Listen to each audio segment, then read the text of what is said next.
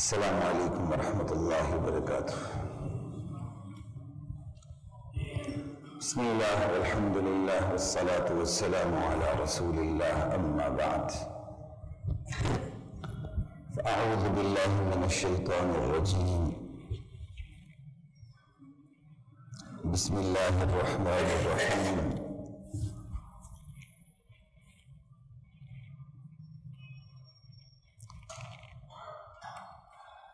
یا ایہا الذین آمنوا لا یسخر قوم من قوم عسى ان یکونوا خیرا منہم ولا نساء من نساء عسى ان یکن خیرا منہم۔ حضرات محترم، ہماری سورۃ الحجرات جاری ہے۔ آج تک میں نے اتنی طویل نشستیں اس سورت پر کبھی نہیں کی تھی۔ ایک رکوع کا اختتام ہوا ہے، لیکن تشنگی پھر بھی محسوس ہوتی ہے۔ آج آیت نمبر 11 سے جو اس کا دوسرا رکوع سے آغاز ہے، جن آیات پہ بات کر رہا ہوں شاید انہی آیات پہ تھوڑی بہت آئندہ جمعے بھی بات ہو جائے، واللہ اعلم۔ گزشتہ جمعے جو بات ہوئی ہے، آخری آیات یہی تھی کہ اہل ایمان تو آپس میں سگے بھائیوں کی طرح، ان میں لڑائی کاہے کی؟ اگر بشری کمزوریوں کی وجہ سے کوئی غلط فہمی پیدا ہو جائے، کوئی باہم چخ-پخ ہو جائے، تو صلح کرا دیا کرو آگے بڑھ کے، اور بار تاکید کی کہ صلح کے بارے میں اللہ سے ڈرتے رہنا، تبھی تم پہ رحم ہوگا۔ اب یہ میں نے دوبارہ اس لیے کہہ دیا آپ کو کہ اگلی آیت کا پچھلی آیت سے تعلق ہے۔ قرآن کریم بڑی مربوط کتاب ہے، آیت کا آیت سے، لفظ کا لفظ کے، بلکہ صوتی اعتبار سے، ہر اعتبار سے، بلاغی اعتبار، حرف کا حرف سے تعلق ہے۔ اب آگے جو ہدایات دی جا رہی ہیں، ان ہدایات کا تعلق جھگڑے ختم کرنے سے، بتانے سے کہ بھئی یہ آپس میں غلط فہمیاں، بدگمانیاں پیدا کیسے ہوتی ہیں۔ یہ پیدا انہیں چھوٹی چھوٹی باتوں سے ہوتی ہیں جنہیں تم چھوٹا چھوٹا سمجھتے ہو، اللہ انہیں چھوٹا نہیں سمجھتا۔ یہ نفسیات ہے کہ معاشرے کے اندر قتل و غارت تک، قبیلے کے قبیلے، کنبے کے کنبے، نسلیں برباد ہو جاتی ہیں۔ کھود کر دیکھیں تو وہی برائیاں نکلتی ہیں جنہیں ہم چھوٹا سمجھتے ہیں، اللہ چھوٹا نہیں سمجھتا۔ اللہ نے ڈسکس کرتا ہے، بھائی اس سے بچو، اس سے بچو، اس سے بچو، اس سے بچو کہ تمہارا معاملہ، تمہارا معاشرہ خوشگوار ہو جائے گا۔ اب آپ دیکھیں قرآن روک کس سے رہا ہے، اور روکتے ہوئے پھر یا ایھا الذین آمنوا کا تکرار ہے کہ ایمان والو،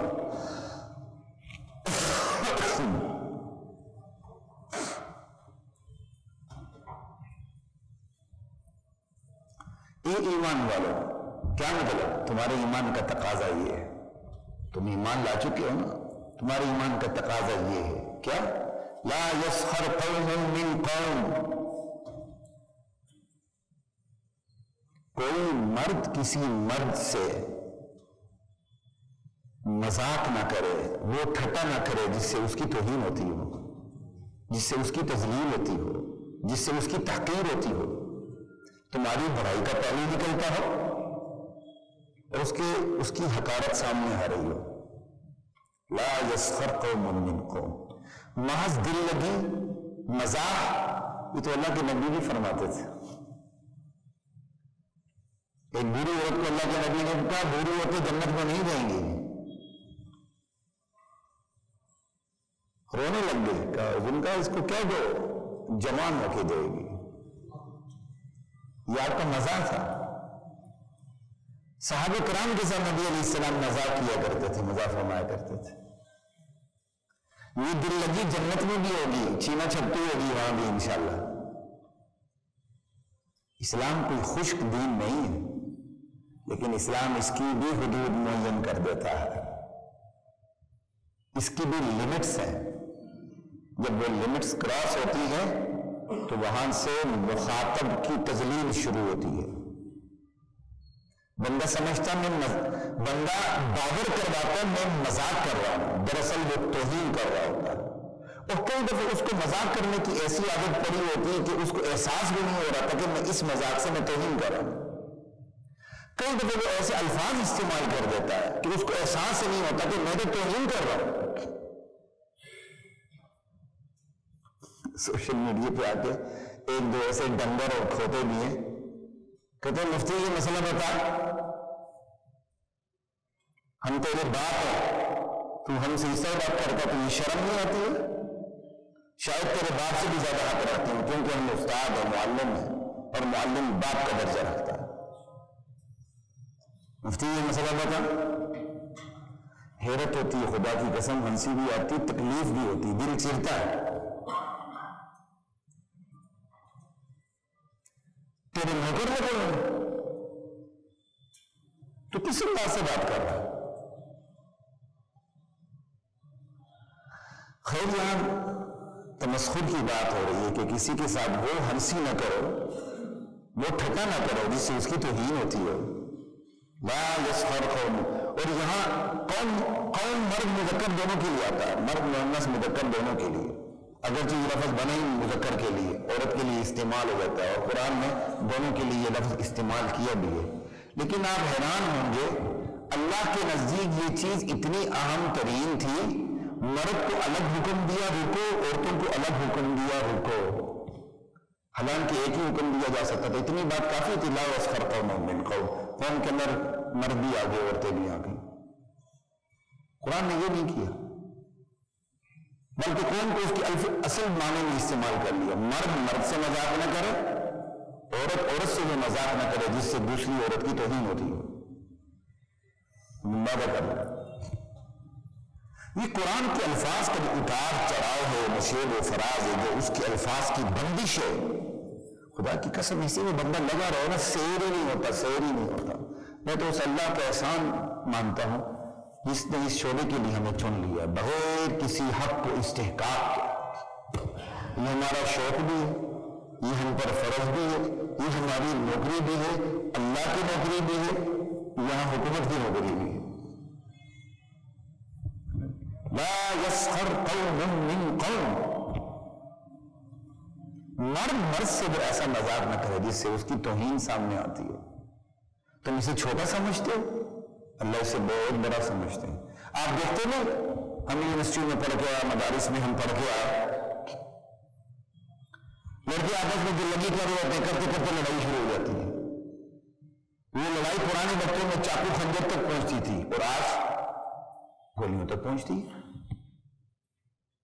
طلبہ تنظیمیں آپس میں لڑتی ہیں، کیا ہے؟ شروع یہاں سے ہوتا ہے، لڑتے ہیں، جب دو کی لڑائی ہو گئی تو پھر ایک طلبہ تنظیم ایک کے پاس چلی جاتی ہے، یار تیری بڑی بےزتی ہوئی ہے، آ جا ہمارے پاس، تو یہ سب کچھ فراہم کرتے ہیں، تو بدلا لے، پیچھے ہم کھڑے۔ ہمارا آبائی گھر یہاں یو ٹی کے پاس تھا، تو ہمیں یو ٹی کے حالات کا زیادہ پتا تھا، بلکہ ایک دفعہ دو تنظیموں میں لڑائی ہوئی، ہم بچے تھے، 6 نمبر گیٹ کے پاس گراؤنڈ میں کھیل رہے تھے، تو دو طلبہ تنظیموں میں لڑائی ہوئی اور دونوں میں فائرنگ ہو رہی تھی، اور ہم درمیان سے میں کرالنگ کر کے گزر رہا تھا کہ مغرب کا ٹائم ہوا، ہم نے فٹ بال کھیل ختم کیا، جانے لگے تو حملہ ہو گیا ایک دوسرے پر، ہم درمیان سے کرال کرتے ہوئے میں نیچے سے گزرا ہوں۔ قوم کے معمار، تو نیچے یہی باتیں نکلتی ہیں۔ لا یسخر قوم من قوم، مرد مرد سے توہین آمیز مذاق نہ کرے، ولا نساء من نساء، عورت عورت سے توہین آمیز مذاق نہ کرے۔ اور پھر وجہ بھی بتا دی، لا یسخر قوم من قوم عسى ان يكونوا خيرا منهم، مرد مرد سے توہین آمیز مذاق نہ کرے، کیوں؟ کچھ بعید نہیں کہ جس سے مذاق کیا جا رہا جو مذاق کرنے والوں سے بہتر ہو۔ آپ عموماً مالوں میں دیکھیں جو ماتو قسم کا بندہ ہوتا ہے نا، پاگل ٹائپ کا، یا پورا پاگل ہوتا ہے یا نیم پاگل سا ہوتا ہے، پورے مالے نے اس کا تماشا بنایا ہوتا ہے، خدا کی قسم۔ بچے خوش ہو رہے ہوتے ہیں، بچے تو بچے ہوتے ہیں، بچوں سے جو بڑے ہوتے ہیں وہ خوش ہو رہے ہوتے ہیں، وہ 32 دان پتیسے کی طرح دکھا رہے ہوتے ہیں اور خوش ہو رہے ہوتے ہیں، شرم نہیں آتی۔ اور مجھے افسوس ہوتا ہے ان والدین پر جن کے بچوں سے یہ مذاق ہو رہا ہوتا ہے، ان بھائیوں پر جن کے بھائیوں سے یہ مذاق ہو رہا ہوتا ہے، وہ خاموش تماشائی بن کے دیکھتے ہیں، روکتے نہیں مالے داروں کو۔ کسی کی جرأت تو ہونی چاہیے وہ میرے بیٹے یا میرے بھائی سے ایسے توہین آمیز مذاق کرے، طریقے سے جا کے اس کو روکے، نہیں تو پھر اور طریقے اختیار کریں حدود کے اندر۔ یہ ہوتا کون اس طرح کرنے والا؟ میں نے اپنے خود ماننے میں ایسے دیکھا، دیندار گھرانے ہیں، بیچارہ بھائی بیمار ہے اور پوری دنیا مذاق کر رہی ہے، تماشا لگا ہوا خدا کی قسم، اور اس کے پیچھے کیا ہوتی ہے؟ یہ بڑا نہیں، یہ گھٹیا ہے۔ وہ نظر اپنے سے بڑے سے اس طرح کا مذاق کر کے دیکھو نا، کوئی ٹھکانے آ جائیں گے۔ اور یہ کا ولا نساء من نساء، عورت سے توہین آمیز مذاق نہ کرے، عسى ان يكن خيرا منهن، کچھ بعید نہیں کہ وہ عورتیں جن سے مذاق کر رہی ہیں، جن سے مذاق ہو رہا ہے، وہ مذاق کرنے والی عورتوں سے بہتر ہو۔ رنگ پکڑ لی نا، یہ نفسیاتی رنگ ہے جو اللہ پکڑ کے بتا رہا ہے کہ مذاق ہوتا ہے، اسی بنیاد پر ہوتا ہے، بندہ اپنے آپ کو برتر سمجھ کے مذاق کر رہا ہوتا ہے۔ تو یہاں وہ رب پکڑ کے کاٹ دیا تھا نا، تم اپنے آپ کو برتر سمجھتے ہو، کیا پتا تم جن سے مذاق کرو وہ تم سے بہتر ہو۔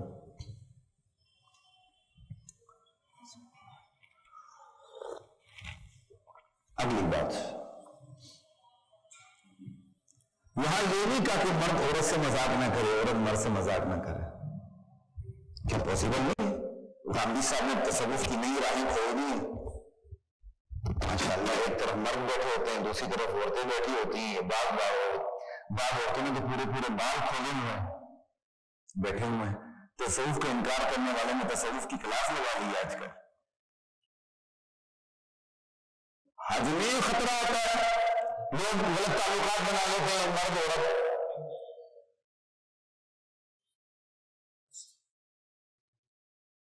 وہ مرد جناب علی سہارا دینے کے آتا ہے، نہیں بی بی ایسا کرو، بی بی ایسا کرو، بی بی بابا مل جاتے حج تک میں۔ غامدی صاحب کی کلاس اتنی فرشتوں والی آ گئی، ادھر مرد بیٹھے ادھر عورتیں بیٹھی، کوئی آپس میں گپ شپ نہیں ہوگی۔ ارے ہم بھی یونیورسٹی میں پڑھتے رہے، ہم بھی انہیں گھاٹوں سے آئے، آپ بھی انہیں گھاٹوں سے آئے، کیا کچھ نہیں ہوتا۔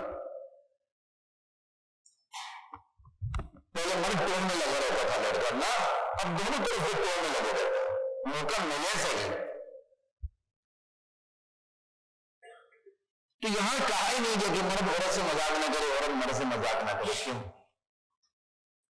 مردوں کو مردوں سے روکا ہے، عورتوں کو عورتوں سے توہین آمیز مذاق سے روکا ہے، مرد عورت کو آپس میں نہیں روکا، کیوں؟ اس لیے کہ اسلام میں مخلوط ماحول کا تصور ہی نہیں ہے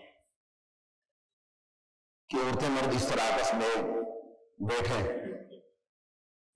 جب وہ تصور ہی نہیں ہے تو بات چیت تک کا تصور ہوگا؟ وہ نہیں ہے تو روکنے کا کی ضرورت ہی نہیں، روکا تو تب جائے جب نیند بیٹھنے کا تصور ہو، جب نیند بیٹھ کے تصور ہی نہیں تو روکا کیوں جائے؟ یعنی یہ نہ روکنا روکنے سے زیادہ غلیظ ہے، یہ نہ روکنا روکنے سے زیادہ غلیظ ہے، اس نہ روکنے میں زیادہ روکنا ہے۔ میری بات سمجھ آ رہی ہے؟ اس نہ روکنے میں زیادہ روکنا ہے کہ بھائی وہ انڈرسٹوڈ بات، جب مخلوق ماحول کی گنجائش ہی نہیں تو روکنا تو کم ہوگا جب مخلوق ماحول ہو، جب مخلوق ماحول ہی نہیں تو روکنے کی ضرورت ہی نہیں۔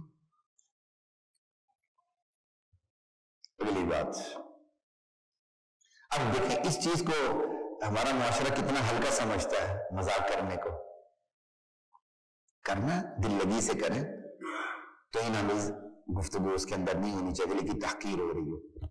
کئی دفعہ ایسا ہوتا ہے بندہ مذاق کر رہا ہوتا ہے، سامنے والا سن رہا ہوتا ہے، وہ بھی مسکرا رہا ہوتا ہے، لیکن وہ دل میں بات بٹھا لیتا ہے، وہ دل میں بات اس نے میرے ساتھ اچھا نہیں کیا، کہہ کچھ نہیں سکتا، بدگمانی آ گئی، دل کالا ہو گیا،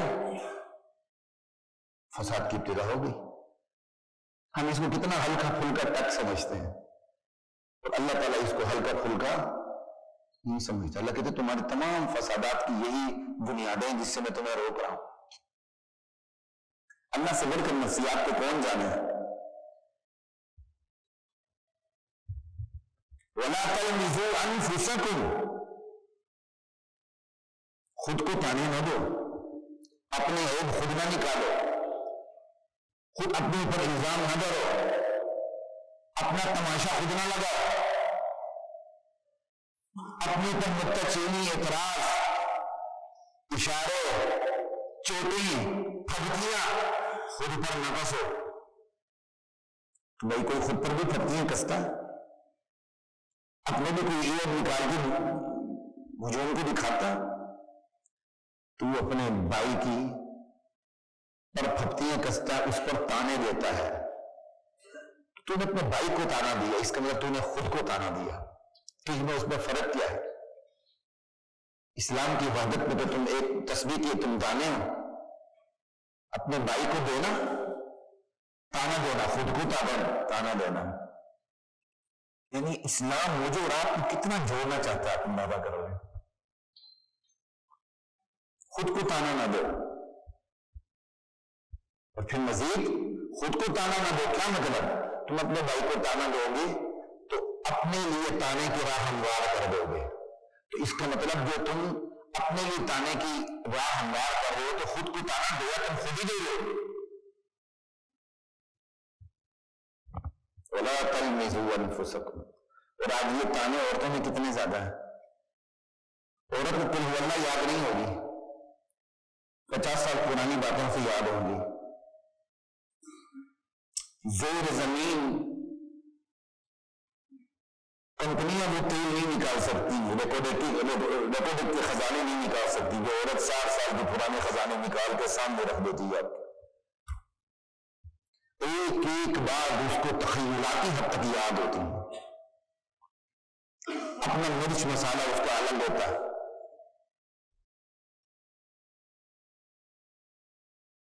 اور پھر مردوں میں بھی یہ بہت زیادہ. اور پھر جن گھروں میں تانے ہوتے ہیں پھر ان کے گھر ان کے مرد بھی پھر عورتوں کی طرح تانا دیتا ہے. جب گھر کا ماحول بن جائے بس بن جائے.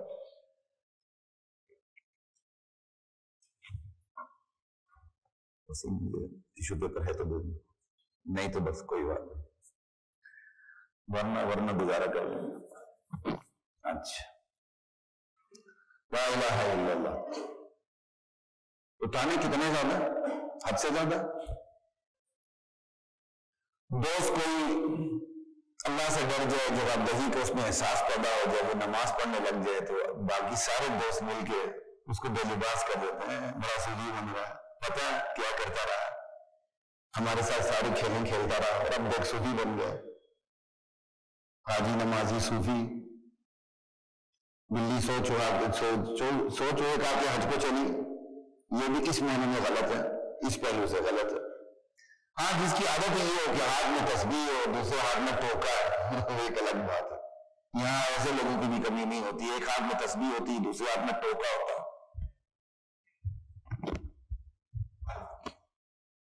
تو یہ تانے، اب ایک چور نے چوری کی، سزا مل گئی، توبہ طائب ہو گیا، اس کو چور کہنا تانا ہے. ایک زانی نے زنا کیا، سزا مل گئی، توبہ طائب ہو گیا، اس زانی کو زانی کہنا تانا ہے. اب وہ زانی نہیں، کیوں اللہ نے اپنے رجسٹر سے اس کی زنا کو ختم کر دیا ہے. آپ کون ہوتے ہیں اس کو برقرار رکھنے کے؟ کوئی سمجھ آ رہی ہے؟ ایک صحابی تھے، بدکاری ہو گئی، سنسار ہو گئے، اللہ کو جان دے دی، خود آ کے بتایا، کسی پولیس نے نہیں پکڑا تھا اس کو.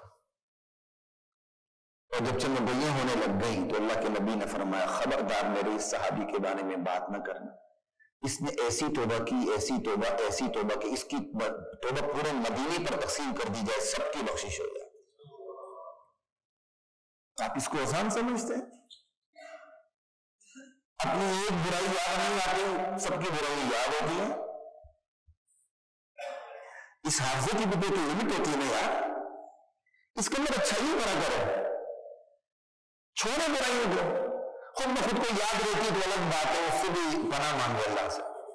یہ اس میموری کو اتنا بیکار نہ بنا کہ دنیا جہاں کی ساری غلاظتیں، نجاستیں دوسروں کے بارے میں بدگمانی ہے بس اس کے اندر جمع ہو تو یہ پھٹے گا نا، انزائٹی کا شکار ہوگا، ڈپریشن کا شکار ہوگا، بی پی کا شکار ہوگا، اور یہ کیا ہوگا؟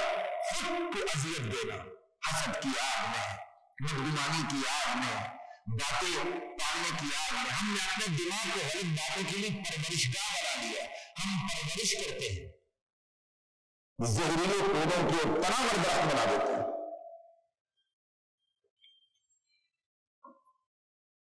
اللہ وَلَا تَلْمِزُوا أَنفُسَكُمْ وَلَا تَنَابَزُوا بِالْأَلْقَابِ، ایک دوسرے کو برے القاب سے یاد نہ کیا کرو، ایک دوسرے پر برے لقب نہ لگایا کرو۔ ہمارے یہاں تو پیار میں برے لقب لگاتے ہیں۔ ہمارے والے میں ایک ساتھی ہیں، بڑا اچھا نام ہے، مستحسن، کیا کمال کا نام ہے، ہم ان کو بچپن سے کھوما کہتے تھے، وہ سننے کو ناراض نہ ہو جائے۔ کھوما، ابھی کھوما کو یاد ہے نام، کیا مستحسن نام ہے، استحسان سے کھوما، کما کسائی، گاما، نام بگاڑنا، یہ الگ پھر موضوع شروع ہوتا ہے، نام بگاڑنے کا، ہمارا نام بگاڑ، مانی نعمان، کتنا بہترین نام ہے نعمان، صحابی کا بھی نام ہے اور امام ابو حنیفہ کا بھی نام ہے۔ امام ابو حنیفہ کا نام نعمان ہے، نعمان بن ثابت، نعمان بن بشیر صحابی ہے۔ ہم نام بگاڑتے ہیں، پھر ہم غصے میں مذاق میں نام بگاڑتے ہیں، برے الفاظ سے نہیں۔ ہاں ایک نام ہے، اس کے ساتھ کوئی بظاہر وہ عیبدار چیز ہے، لیکن وہ تعارف کے لیے، اور جو تعارف کے لیے وہ بھی برا نہیں مانتا، اور محاورے میں محاورہ بدلتا رہتا ہے نا، یہ محاورے بدلتے رہتے ہیں، محاورے میں برا بھی نہیں سمجھا جاتا، تو وہ لگانا ٹھیک ہے۔ جیسے راویوں میں باقاعدہ جب نام ایک ہوتا تھا تو باقاعدہ اس کو الگ کر دیا جاتا تھا، یہ راوی یہ نام ایک ہو گئے تو کوئی خاص نشانی لگا دی، آرج لنگڑا، یہ مطلب غالباً سلمان نام ہے، سلیمان یا سلمان، الآرج یہ لنگڑے تھے، الآرج لگا دی، وہ سلمان ہے جو لنگڑے تھے۔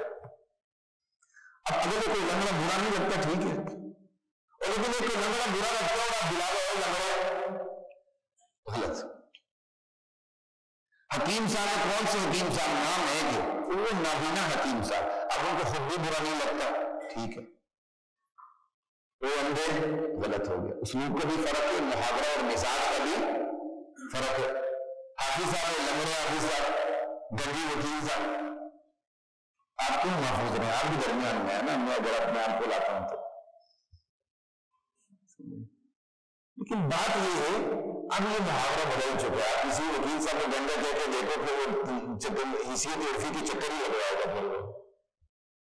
یہ ہر دور کا محاورہ ہوتا ہے، کسی دور میں یہ چیزیں بری نہیں لگتی تھی، اگلے دور میں بری لگنے لگتی، پھر آگے ایک دور آتا ہے پھر بری نہیں لگتی، لیکن بہرحال یہاں یہ کہ وہ ایسا لقب جو بظاہر ابداع ہے لیکن اس کی پہچان بن گیا اور وہ برا بھی نہ مانے تو غلط نہیں ہے، لیکن کوئی برا مان رہا اور آپ اس کو نام بگاڑ کے کیا کہتے ہیں ابداع بنا دیں، اس کو برے لقب سے اس کو یاد کریں، غلط ہے، اس کی اجازت نہیں ہے۔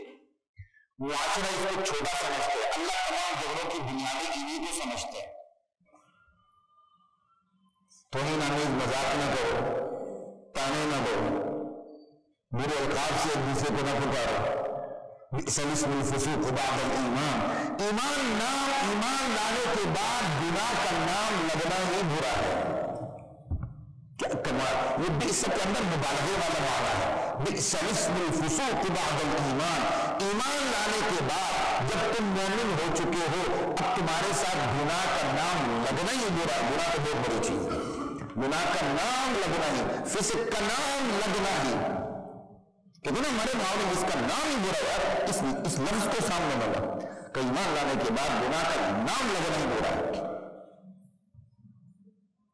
بئس الاسم الفسوق بعد الایمان ومن لم یتب فاولئک هم الظالمون۔ اب فسوق کس کو کہا جا رہا ہے؟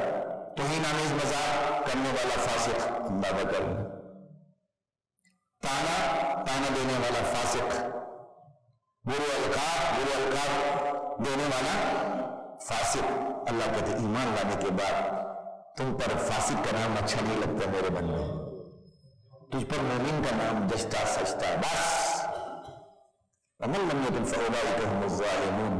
جو توبہ نہیں کرے گا ان ہدایات کے بعد تو وہ خود پر ظلم کریں گے. وہ لوگ معاشرے پر تو کریں گے لیکن دراصل وہ خود پر ظلم کریں گے. فاولئک هم الظالمون. پھر آگے حکم یا ایھا الذین آمنوا، اے وہ لوگ جو ایمان لا چکے ہو، تمہارے ایمان کا تقاضا یہ ہے کہ اجتنبوا کثیرا من الظن، بہت گمان کرنے سے بچا کرو. یہ عادت نہ ڈالو گمان کرنے کی. ایک یہ ترجمہ، دونوں ترجمے موجود ہیں، کبھی پھر میں اس کی خود تحقیق کروں گا تو آپ کو بتا دوں گا کہ آخری ترجمے میں فرق کیوں آیا. یہ مجھے زیادہ اچھا لگتا ہے جو میں نے آپ کو بتایا. تو اگلا ترجمہ جو عموماً کیا ہے کہ بہت سے گمانوں سے بچو، کیونکہ کچھ جو گمان ہے وہ گناہ ہوا کرتے ہیں. پہلے والا بہت گمان کرنے سے بچو، اب یہ کیوں کہا؟ ہم اس کو کتنا لائٹلی لیتے ہیں. وجہ اللہ تو لائٹلی نہیں لے رہے اس کو. اللہ تو ایمان والے کہہ کر چکنا کر رہے ہیں، ہوشیار کرو. تمہارے ایمان کا تقاضا یہ ہے کہ بہت زیادہ شک کرنے سے، گمان کرنے سے الگ تھلگ رہو. وجہ یہ کہ ہم سماج میں رہتے ہیں، ہم غاروں میں نہیں رہتے، ہم معاشرے کا حصہ ہیں. کوئی باپ ہے، کوئی بیٹا ہے، کوئی استاد ہے، کوئی شاگرد ہے، کوئی ماں ہے، کوئی بیٹی ہے، کوئی بیوی ہے، کوئی شوہر ہے، کوئی استاد ہے، کوئی شاگرد ہے، کوئی مقتدا ہے، کوئی مقتدی ہے، کوئی آفیسر ہے، کوئی اس کے ماتحت ہے، کوئی گاہک ہے، کوئی دکاندار ہے. سارا ہم ایک معاشرے میں رہتے ہیں. اس معاشرے میں ہماری ایک دوسرے کے ساتھ ڈیلنگ ہوتی ہے، ہمارے معاملات چلتے ہیں ایک دوسرے کے ساتھ. ان معاملات میں گمان کا آ جانا فطری بات ہے. بات سمجھ آ رہی ہے؟ ان معاملات میں گمان کا آ جانا فطری بات ہے. تو قرآن چونکہ سمجھتا ہے، اللہ چونکہ سمجھتے ہیں کہ میرے بندے سماج میں رہتے ہیں، سماج میں ایک دوسرے کے ساتھ ان کا لینا دینا ہوتا ہے، گمان تو آئے گا. تو اس لیے گمان کے بارے میں ہدایات اللہ نے جاری کر دی. گمان کی عادت نہ بناؤ گمان کرنے کی، کہ گمان یقین کے درجے کا نہیں ہوتا. گمان کی عادت نہ بناؤ. بھائی گمان پسندیدہ بھی ہوتا ہے، گمان ناپسندیدہ بھی ہوتا ہے، گمان ناگزیر بھی ہوتا ہے، گمان ایک حد تک ناجائز بھی ہوتا ہے، جائز بھی ہوتا ہے، اس سے آگے ناجائز بھی ہوتا ہے.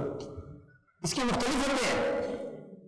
لیکن ایک مطلب آپ کو میں کیا کہوں کہ علی اطلاق مطلقاً اپنے آپ کو گمان کی عادت بنائے رکھنا یہ نہیں ہونا چاہیے.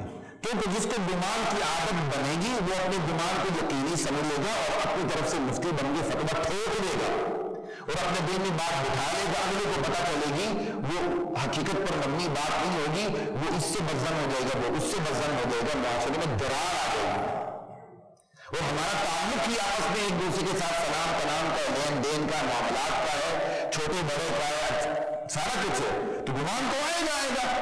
جب ہم گمان کرنے سے بچیں گے، ایک چیز مجھے اچانک نظر آ رہی ہے. ایک بندہ ہے، اب کوئی خاتون مجھ سے مسئلہ پوچھ لے یا میں اپنے موبائل کا اسپیکر آن کر دوں، خاتون بول رہی ہے، آپ کہیں گے دیکھو مولوی صاحب کیا لڑکیوں سے گفتگو کر رہے ہیں. بات ہو گئی نا، لباس اتار دیا نا آپ نے.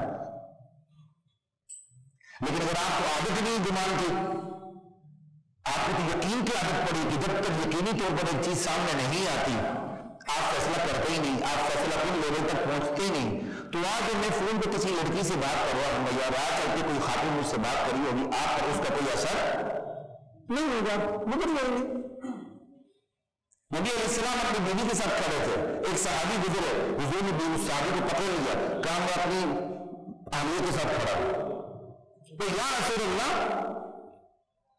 اتنے ان کو خود شرمندگی ہو رہی تھی کہ حضور مجھے جسٹیفیکیشن دے رہے ہیں، لیکن حضور نے یہ تعلیم دے کے امت کو بتا دیا. اندازہ کر لیں، کبھی یہ حدیث انشاءاللہ مفصل بات کروں گا اس پہ. لا الہ الا اللہ. تو جب بندے کو گمان کی عادت ہی نہیں ہوگی تو بچا رہے گا. لیکن جس کو گمان کی عادت پڑی رہے، ہر وقت وہ جگ بنا رہتا ہے اپنے اندر ہی اور فیصلے خود ہی ٹھوکتا رہتا ہے، تو کیا بنا گا؟ تو پہلی تعلیم تو یہ بھی کہ یار گمان کی عادت نہ ڈالو. بہت سے گمانوں سے بچو، ہر گمان سے بچو یہ نہیں کہا. بہت گمان کرنے سے بچو، کیا مطلب گمان کی عادت نہ ڈالو. میں نے دونوں ترجمے کے حوالے سے آپ کے سامنے بات کر دی. بہت گمان کرنے سے بچو، کثیر اجتنبوا کثیرا من الظن. اور اگلی بات، جب بندے نے گمان رکھنا ہی ہے تو تعلیم یہ دی خوش گمانی رکھو. اپنے مسلمان بھائی سے خوش گمان رہا کرو، اپنے مسلمان بھائی کے بارے میں خوش گمانی رکھا کرو، بدگمانی نہ رکھا کرو. جب تک بدگمانی کی دلیل نہ ملے اور جب تک تمہیں یہ پتہ نہ چلے کہ یہ بندہ میری یہ بدگمانی کا مستحق ہے، اس وقت تک اس سے خوش گمانی رکھو. مسلمان کے بارے میں، کافروں کے بارے میں نہیں، اس کا الگ حکم آئے گا. وہ دیگر آیا وہ سامنے رکھتے ہوئے حکم آئے گا. یہ بات یاد رکھیں. آج ہم کافروں کے بارے میں خوش گمان ہیں، آپس میں نہیں ہیں، اور اس کا وہ رزلٹ ہمارے سامنے آ رہا ہے. الامان والحفیظ، اللہ ہماری حفاظت فرمائے. آج ہم جو کافروں کے بارے میں جس طرح خوش گمان ہو گئے ہیں نا، اللہ میری اور آپ کی حفاظت فرمائے. اور یہی ان کی کامیابی اور ہماری اور آپ کی ناکامی ہے. اللہ نے کہا آپس میں خوش گمان ہو جاؤ. ہم نے آپس کی خوش گمانی چھوڑ دی، ہم کافروں کے بارے میں خوش گمان ہو گئے. اتنے خوش گمان ہو گئے کہ ہم نے جنت کی ٹکٹیں بانٹنے شروع کر دی. باقاعدہ سوشل میڈیا بھرا ہوا ہے، آپ دیکھ لیں. No religion divide and humanity کیا ہے؟ ان نعرہ لگانے والوں کے ساتھ آپ خوش گمان ہو رہے ہیں کہ یہ لوگ جنت میں جائیں گے. No religion divide and humanity, یہ کیا ہے؟ خوش گمانی ہے. مدر ٹریسا جنت میں نہیں جائیں گے تو ہم جائیں گے. تو آپ نے مدر ٹریسا کے بارے میں حد سے زیادہ خوش گمانی رکھی نا. جبکہ دلائی کس طرف ہے؟ ایک بندہ مسلمان ہی نہیں تو آپ ایسی خوش گمانی رکھ کیسے سکتے ہیں؟ اللہ کہہ رہا اشداء علی الکفار رحماء بینہم. اللہ کہہ رہا اذلۃ علی المؤمنین اعزۃ علی الکافرین. مسلمان آپس میں بڑے نرم خو ہوتے ہیں، آپس میں ایک دوسرے کو موقع دے دیتے ہیں، چشم پوشی کرتے ہیں، جانے دیتے ہیں. سمجھے؟ یعنی کسی بات کو جانے دینا، نظر انداز کر دینا، شفقت کا پہلو رکھنا، آپس میں نرم رہنا. لیکن کوئی اور ان کے درمیان گھسنے کی کوشش کرے، فولاد کی دیوار بن جاتے ہیں. کوئی ان سے غلط فائدہ اٹھائے، ممکن نہیں، چکندے رہتے ہیں. اور اللہ تعالیٰ کہتے ہیں کافر منافقین کے بارے میں ہم العدو، یہی تمہارے دشمن اور منافقین جو اوپر سے کلمہ پڑھتے ہیں اندر سے کافر ہوتے ہیں. فاحذرہم، ہمیشہ ان سے چکندے رہا کرو. قاتلہم اللہ، اللہ ان کو برباد کرے. اللہ فتون کہاں ٹھہرائے جاتے ہیں. اللہ جس طرح مسلمانوں سے آپ کی خوش گمانی کا حکم دیتے ہیں، کافروں سے اس طرح نہیں دیتے. خدا کی قسم، کافروں کے بارے میں یہ ہے کہ آپ چکندے رہو، خوش گمانی اس طرح نہ رکھو جب تک کہ دلیل سے ثابت نہیں ہو جائے کہ اس کے ساتھ اس حد تک خوش گمانی رکھی جا سکتی ہے. بس ورنہ جو اللہ کا سے وفادار نہیں، وہ ہر پہلو سے زندگی کے آپ کا وفادار بعض پہلوؤں میں ہو سکتا ہے. کچھ اس کی فلاں اخلاق اچھے، فلاں اخلاق اچھے، فلاں اخلاق اچھے، لیکن چونکہ وہ اللہ اور اس کے رسول کا انکاری ہے، الہامی کتاب کا انکاری ہے، قرآن کا، تو یہ اللہ کہتے ہیں چکن میں رہو. اور پھر کئی دفعہ بدگمانی کا موقع دیا ہوتا رکھنے کا، دلیل کی بنیاد پر بدگمانی رکھی جا سکتی ہے. یا کم سے کم اتنا تو ہو کہ خوش گمانی اور بدگمانی دونوں سے آپ اپنے آپ کو بالاتر کر رہے ہیں، چکندہ رہے ان کے بارے میں. لیکن مسلمانوں کے بارے میں کیا یار آپس میں خوش گمان رہا کرو جب تک بدگمانی کی تمہارے پاس دلیل نہ ہے. یہ نہیں کہا تم کافروں کے ساتھ خوش گمان رہا کرو. ہم یہ بھی نہیں کہتے کہ خام خواہ آپ کافروں سے بدگمانی رکھیں، لیکن ان کے معاملے میں یہ چکندہ رہو، زیرکی رکھو، ہوشیاری رکھو، بالاتر رکھو اپنے آپ سے دلیل کی بنیاد پر. جہاں ان کے ساتھ جس حد تک خوش گمانی رکھی جا سکتی رکھو بس. لیکن مسلمانوں کے بارے میں علی الاطلاق کہا ہے کہ خوش گمانی رکھو یار. جب تک بدگمانی کی تمہیں دلیل نہ ملے، جب تک تمہیں یہ پتہ نہ چلے کہ یہ بندہ میرے خوش گمانی کا مستحق نہیں ہے بلکہ یہ بدگمانی کا مستحق ہے. اور آج کافروں سے سب سے زیادہ خوش گمانی رکھی جاتی ہے. آپ اپنے اینکروں کو دیکھیں، خود ہمارے ماحول کے اندر کہیں لڑائی جھگڑے ہوتے ہیں کہ جہاں زندگی منافق مرتد کھڑے ہوتے ہیں، ساری خوش گمانی ان کی طرف چلی جاتی. کل میں ایک صاحب کو رات کو شوق صاحب کلپ تھا سن رہا تھا، فلاں کرم والے جی، فلاں پارا چنار والے بڑے اچھے لوگ ہو تو فلاں ہیں کہ ٹمکان ہے تو شمکان ہے، سارا کچھ. اس لیے وہاں مسلمان دبا ہو رہے ہیں. تمہاری خوش گمانی نے ہمیں مار کے رکھ دیا. جو ابو بکر سے خوش گمان نہ ہو، میں اس کے ساتھ خوش گمان ہو سکتا ہوں؟ ایمانداری سے بتائیں. جو نبی علیہ السلام کے سسر حضرت عمر سے خوش گمان نہ ہو، میں اس کے ساتھ خوش گمان رہ سکتا ہوں؟ جو حضرت عثمان سے، جو کل صحابہ سے خوش گمان نہ ہو، سمجھے مرتد ہو گئے ہیں، تو میں اس کے ساتھ خوش گمانی رکھ سکتا ہوں؟ خدا کی قسم میری شریعت مجھے اس کے ساتھ خوش گمان رہنے کی اجازت نہیں دیتی، بلکہ میری شریعت کہتی ہے تمہارا دشمن ہے، اس سے چکنا رہو، کیونکہ اس کی بدگمانی دلیل کی بنیاد پر میرے سامنے ہے کہ وہ میرے نبی کی یاروں سے بدگمان ہے. تو میں اس کے بارے میں خوش گمان کیسے ہو جاؤں؟ کوئی پلے پڑی ہے بات؟ اور اس پہ ہمارے مذہبی سیاستدان تک مبتلا، اس پہ ہماری مذہبی دینی تحریکیں تک مبتلا. خدا کی قسم آنکھ بند کر کے اس طرف وہ خوش گمانی رکھتی ہے کہ ذبح ہو جاتی ہے، ذبح.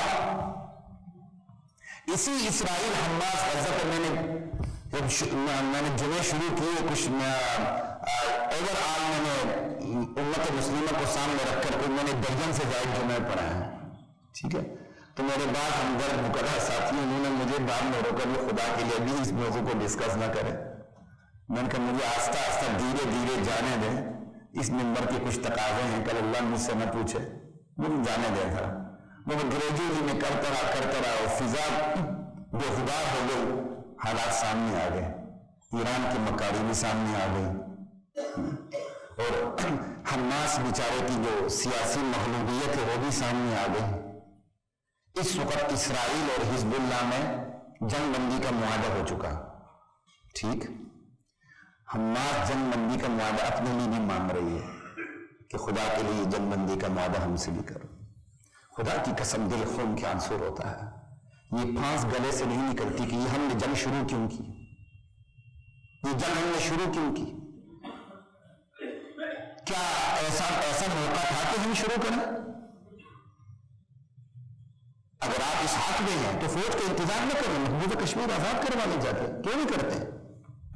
حماس کی کوئی باقاعدہ فوج تو نہیں ہے. اسی دوران جب ہفتہ 10 دن جنگ رکتی تھی تو غزہ کے مسلمان ڈول کی تھاپ کا رقص کرتے ہوئے باقاعدہ پاں کرتے تھے، خوشیاں مناتے تھے کہ سیز فائر ہو گئی. آج حماس سیز فائر کی بیچاری بھیک مانگ رہی ہے. ہمارے مسلمان بھائی ہیں، ہماری ماں ہے، ہمارا دل دکھتا ہے، وہ بیچارے گاجر مولی کی طرح کٹے. ملا کیا بھائی؟ جہاد ہے لیکن اس کی بھی کوئی مصلحت اور حکمت ہے. اگر آپ افغانوں کی طرف جہاد کر سکتے ہیں، 5 دہائیوں تک اپنی نسلوں کو قربان کر سکتے ہیں، اور پھر بھی جہاد آپ کا جاری رہ سکتا ہے، ضرور کریں. لیکن اگر آپ نے 2 دیسی تیر مارنے کے بعد پیچھے ہٹنا ہے اور سیز فائر کی آپ نے دعائیاں دینی ہے کہ خدا کے لیے سیز فائر کرو، تو آپ نے شروع کیوں کی تھی؟ کیوں؟ آپ خوش گمان ہو گئے تھے ایران سے. ادھر سے آپ نے لڑائی چھیڑ دی، ادھر سے سلمان خان یہ ایران چلے گئے، انہوں نے ہاتھ کھڑے کر دیے، ہم سے ہم نہیں آتے درمیان میں. یہ خوش گمانی مسلمانوں کو لے ڈوبتی ہے. اس لیے اسلام کہتا ہے آپس میں خوش گمان رہا کرو، آپس میں خوش گمان رہا کرو جب تک بدگمانی کی تمہیں دلیل نہ ملے. اور اگلی بات، اب ہم آپس میں خوش گمانی ہیں تو ہم سارے ایک جیسے تو نہیں ہیں، مجھ جیسے کمزور بھی ہیں، آپ جیسے اچھے بھی ہیں. تو اگلی بات یاد رکھیں، بدگمانی کے مستحق سے خوش گمانی رکھنا اتنی بڑی غلطی نہیں جتنی بڑی غلطی خوش گمانی کے مستحق سے بدگمانی رکھنا. کبھی کبھی یہ غلطی اس سے بڑی ہو جاتی ہے، جو بدگمانی کا مستحق آپ اس سے خوش گمانی رکھتے ہیں، یہ اس سے بھی بڑی ہو جاتی ہے. موقع محل کے اعتبار سے موقع محل بدل جائے تو جو خوش گمانی کا مستحق آپ اس کے ساتھ خوش گمانی رکھتے ہیں وہ بڑھ جاتی ہے. لیکن وہاں عموماً بڑھتی ہے جہاں جو نام کا کلمہ پڑھتا ہو اندر سے منافق ہو تو آپ کو اس کی سمجھ نہیں آ رہی ہوتی. علامہ کرزاوی بہت بڑے اسلام کے سکالر گزرے ہیں، انہوں نے ایک طبقے بارے میں کہہ دیے کہ میں نے ہمیشہ اتحاد امت کی کوششیں کی، آج جا کے مجھے سمجھ آئی کہ میں نے وقت برباد کیا، میں نے ضائع کیا، میری ساری کوششیں غلط تھی، عرب علماء مجھے صحیح کہتے تھے۔ تو بس میں پڑھتے جب میں نے سنا اور آج جب میں مطالعہ کرا تھا تو میرے ذہن میں علامہ کرزاوی بھی آ رہے تھے، کاش علامہ کرزاوی کو پتہ چلتا خوش گمانی صرف مومنوں میں رکھی جاتی ہے، خوش گمانی ہمیں آپس میں رکھی جاتی ہے، جہاں تک کافر ہیں، منافق ہیں، زندیق ہیں، مرتد ہیں، ان کے حوالے سے ہمیں خوش گمانی اس طرح رکھنے کا حکم نہیں جس طرح مسلمانوں کے ساتھ رکھنے کا حکم ہے۔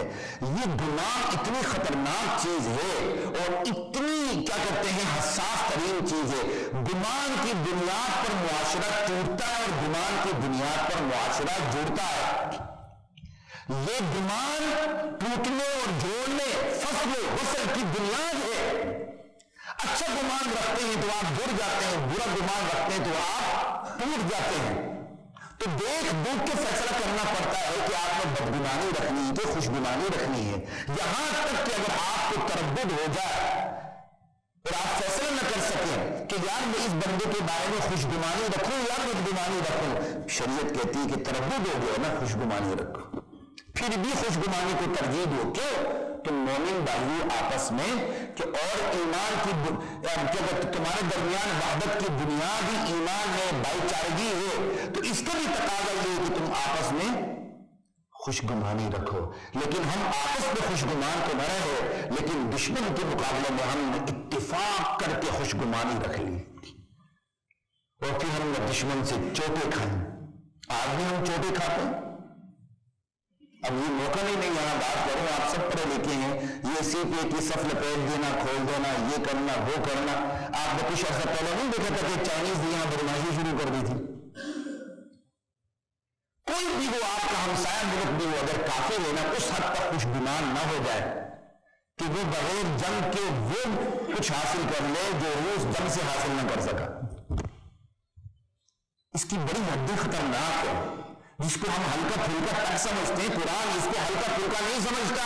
قرآن کہتا تمہارے درمیان جوڑنے اور توڑنے کی بنیاد ہی گمان ہے۔ پھر اس گمان کی قسمیں، کوئی پسندیدہ، کوئی ناپسندیدہ، کوئی ناگزیر، کوئی ایک حد تک جائز، آگے ناجائز، یہاں تک کہ عدالتی فیصلے بھی گمان کی بنیاد پہ ہوتے ہیں۔ قرآن کی آیت تو نہیں آئی نا کہ فلاں قاتل ہے، دستاویز ہوتے ہیں، ایک قاضی دستاویز کی روشنی میں فیصلہ کرتا ہے کہ وہ قاتل ہے، تو جو دستاویز کی روشنی میں فیصلہ کرتا ہے وہاں گواہ ہوتے ہیں، گواہ کا تزکیہ ہوتا ہے، وہ عادل ہے۔ لیکن کیا یہ ممکن نہیں کہ اس سے جھوٹ بولا ہو؟ لیکن یہاں مجبوری ہے گمان پہ فیصلے کرنا، کہ وہ گمان رکھنا واجب ہے اور فیصلہ کرنا ضروری ہے۔ یہ نہ صرف پسندیدہ ہے بلکہ واجب ہے۔ کہیں گمان جائز ہو جاتا ہے، کہیں گمان حرام ہو جاتا ہے۔ اللہ سے بدگمانی حرام ہے، اللہ سے بدگمانی، بندہ سوچتا ہے اللہ نے مجھے فقیری رکھنا ہے، اللہ نے مجھے بے روزگاری رکھنا ہے، اللہ نے مجھے کوئی ڈنگ کا رشتہ دینا ہی نہیں، انا للہ و انا الیہ راجعون۔ پھر اللہ پھر یہی کہتے ہیں انا عند ظن عبدی بی، میں اپنے بندے کے گمان کے ساتھ ہوتا ہوں، بندہ میرے ساتھ جیسا گمان رکھتا ہے ویسے برتاؤ کرتا ہوں۔ یہ بہت بڑا امتحان ہے، خدا کی قسم بہت بڑا۔ ہم اللہ سے بدگمان ہوتے ہیں، ہم سمجھتے اللہ مجھے نوکری نہیں دے رہا، اللہ مجھے فقیر رکھ رہا ہے، نہ نہ نہ نہ نہ، اس سے اچھا گمان رکھیں کہ اللہ نے مجھے جس حالت میں رکھا ہے، میں کوشش تو کروں گا اللہ کے دین کی روشنی میں، لیکن جس حالت میں رکھا ہے یہی حالت میرے لیے بہتر ہے، ترقی کرنے کی کوشش کریں۔ پھر دیکھیے اللہ تعالیٰ حالات بدلتے کہ نہیں بدلتے، ادھر سے ہم اللہ تعالیٰ کے بارے میں بدگمانی رکھتے ہیں۔ میرا بچپن کا واقعہ، میں مسجد کے گیٹ کے سامنے کھڑا تھا اپنے نالے کی، سامنے سے ایک بوڑھی خاتون گزر رہی تھی، اب پتہ نہیں شاید فوت ہو گئی ہوگی، بڑا عرصہ ہوا، اللہ اسے معاف کرے۔ وہ بیچاری کسی دکاندار نے یا کسی نے اس کو کوئی نا زخم پہنچایا، کسی بات پہ کوئی پیسوں کا معاملہ ہوگا کچھ، وہ یہ کہتے ہوئے آگے جا رہی تھی، دے اللہ کو ان کو اور دے، دے اللہ کو ان کو اور دے۔ تو اس وقت میں نے کانپ اٹھا تھا کہ یہ خاتون کا کیا رہا ہے، یعنی اللہ کو ان کو اور دے اور دے، یعنی وہ اللہ سے ایک قسم کا غصے میں آ کر گلے شکوے کر رہی تھی کہ تو غور دو، اللہ سے بدگمان نہ ہو، اللہ سے بدگمانی حرام ہے۔ کیا ہے؟ بات چلتی رہے گی انشاءاللہ۔ وآخر دعوانا الحمدللہ رب العالمین۔